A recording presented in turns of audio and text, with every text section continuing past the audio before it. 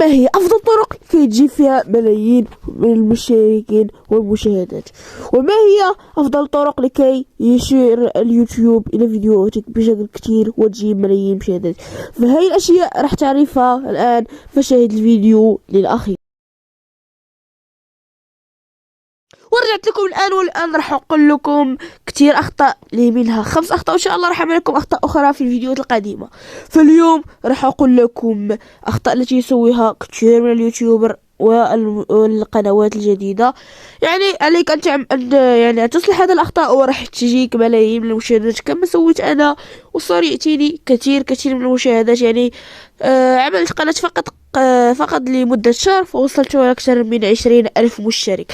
يعني تخيل معايا أنك الآن راح تعمل كل هاي الأشياء التي راح أقول لك لها لهذا الفيديو، ولهذا لا تضيع يا عزيزي وعزيزتي المشتركة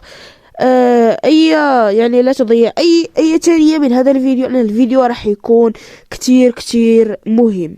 فالان راح اقول لكم الاخطاء التي تسووها خصوصا للقنوات الصغيرة. فاول خطأ معنا في هذا الفيديو هو ان تستمر في نفس المحتوى. يعني المحتوى الذي تعمله خليك في نفس المحتوى،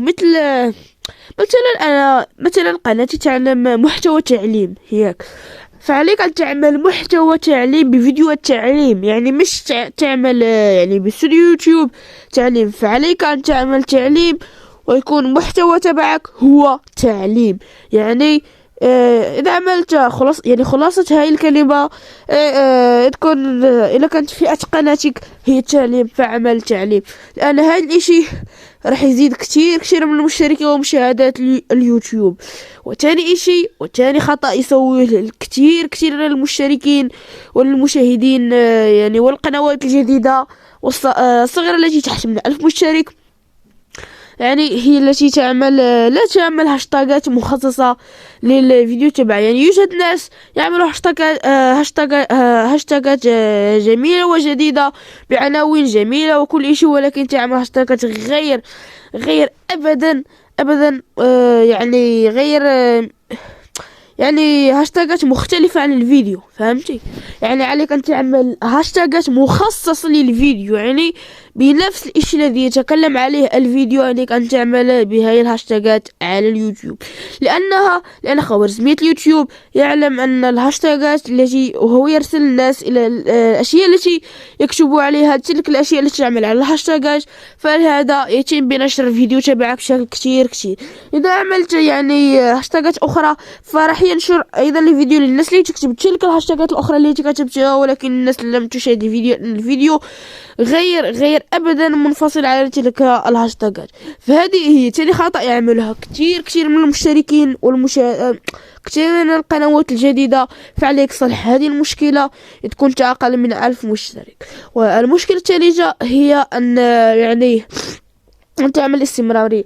يعني نقول مثال محمد عمل قناة، يعني توه يومين يقول لك اني اريد 1,000,000 مشترك مشاهدات، ملايير المشاهدات. فعليك الاستمرارية، اليوتيوب يحب الاستمرارية كتير. يعني حط الفيديو كل يومين 3 ايام، المهم ان تكون الاستمرارية. يعني مش في اول فيديو اليوتيوب راح يوصل لك الفيديو تبعك الى 1,000,000 مشاهدة. طبعا راح تكون كتير صعوبات وكتير اشياء راح تكون مضرة لقناتك، خصوصا في هاي الأشياء.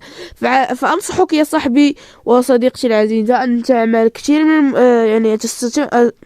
أن تستمر في قناتك رغم كل الصعوبات التي تصير بها بالمشتركين والمشاهدات التي تجيك خصوصا من اليوتيوب. فهذا هو تاني إشي عليك أن تعمله بقناتك. ثالث إشي أنك يعني الفيديو تبعك ضروري أن تذكرهم بلايك والاشتراك، ويعني لكي يتذكروا الفيديو. ممكن أن يكون يعجب الفيديو ولكن ينسى المشاهد أن يضع لك لايك واشتراك خصوصا بالقنوات الجديدة. فعليك ضروري في آخر الفيديو أن تقول له فضع معك اللايك والاشتراك يا صديقي، لكي تنظر كثير من الفيديوهات تبعنا في هاي القناة. إن شاء الله راح أقول لكم كثير معلومات، فادخل الفيديوهات اللي قبل هذه راح تلقى كثير معلومات عن هاي الأشياء، وراح إن شاء الله الله تصير يوتيوبر مشهور يعني فعليك فقط الاستمرارية وعمل هاشتاجات مخصصة بالفيديو. وخامس شيء وهو آخر شيء أنك يعني أن تعمل في أول 13 ثانية، يعني في أول 13 ثانية عليك أن تعمل إشي محمس جدا جدا لكي يجعل ذلك المشاهد أن ينظر إلى الفيديو تبعك، خصوصا في الصورة المصغرة والعناوين. تلك الإشي ضرورية جدا جدا لكي يرتفع لك نقر على الفيديو. يعني عليك أن تعمل عناوين جميلة وتكون تحفز المشاهد وتكون متعلقة بالفيديو، وكمان صورة مصغرة تكون جميلة. أنصحك أن تعمل صورة مصغرة مثلا بالذكاء الاصطناعي.